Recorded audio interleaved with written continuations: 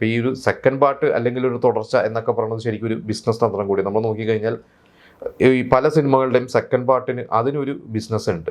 ഇപ്പോൾ പണ്ട് ഈ പറഞ്ഞ CBI ഡയറിക്കുറിപ്പും അത് കഴിഞ്ഞിട്ട് ജാഗ്രത, അതിന് വർഷങ്ങൾ കഴിഞ്ഞിട്ട് സേതുരാമൻ CBI വീണ്ടും വരണമെന്ന് പറഞ്ഞപ്പോൾ അതിനൊരു ബിസിനസ് ഉണ്ടായിരുന്നു. ഇത് തന്നെയാണ് ആട് എന്ന് പറയുന്ന സിനിമ. ആട് ശരിക്കും തിയേറ്ററിൽ അന്ന് ഫ്ലോപ്പ് ആയെങ്കിലും ആട് പിന്നീട് ഭയങ്കരമായിട്ട് ചാനലിലൊക്കെ വന്നിട്ട് ഭയങ്കരമായിട്ട് ചർച്ച ചെയ്തിരുന്ന സിനിമ. അപ്പോൾ ആട് 2 വന്നു കഴിഞ്ഞപ്പോൾ അതിനൊരു ഭയങ്കര ഒരു ഹൈപ്പ് വന്നിരുന്നു. പ്രത്യേകിച്ച് അന്ന് മിഥുൻ മാനുവൽ തോമസിൻ്റെ ഓൾറെഡി ഒരു സിനിമ ഒന്ന് പരാജയപ്പെട്ട് നിൽക്കുന്നു, വിജയ് ബാബുവിനൊന്ന് കുറച്ച് പ്രശ്നം നിൽക്കുമ്പോൾ ഇവർക്കൊന്ന് രണ്ടുപേർക്കും തിരിച്ചു വരവാൻ ഒരു സിനിമയായിരുന്നു ആട്. അപ്പോൾ ഇതൊരു അനൗൺസ്മെൻറ്റ് നടത്തി ആട് 2. അതിന് ഭയങ്കരമായിട്ടൊരു ഗുണം ഇവർക്ക് പിടിച്ചെടുക്കാൻ പറ്റി സിനിമ ഫീൽഡിൽ. ഇപ്പോൾ അതെ ആട് 3 വീണ്ടും വരണു, അത് വീണ്ടും അതിനൊരു ഹൈപ്പ് ഉണ്ട്. അപ്പോൾ നമ്മളെപ്പോഴും കാണുന്നതാണ് ഒരു സെക്കൻഡ് പാർട്ട് എന്നൊക്കെ പറയുമ്പോൾ അതിനൊരു ഹൈപ്പ് ഉണ്ട്. ചിലപ്പോൾ ആ ഫസ്റ്റ് പാർട്ടിൻ്റെ അത്രയ്ക്ക് എത്തിയില്ലെങ്കിൽ അത് ചിലപ്പോൾ പാളി പോവും.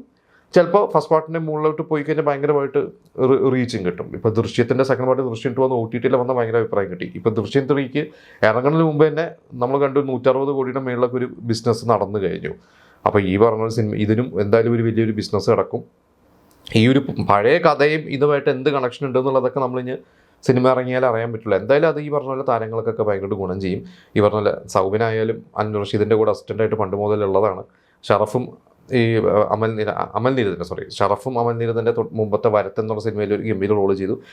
നമ്മുടെ റീസെൻ്റ് ആയിട്ടുള്ള കുഞ്ചാക്കോൻ്റെ ഒക്കെ ഒരു സിനിമയിലും ചെയ്തിട്ട് അത് ചെറിയൊരു വേഷം തന്നെയായിരുന്നു.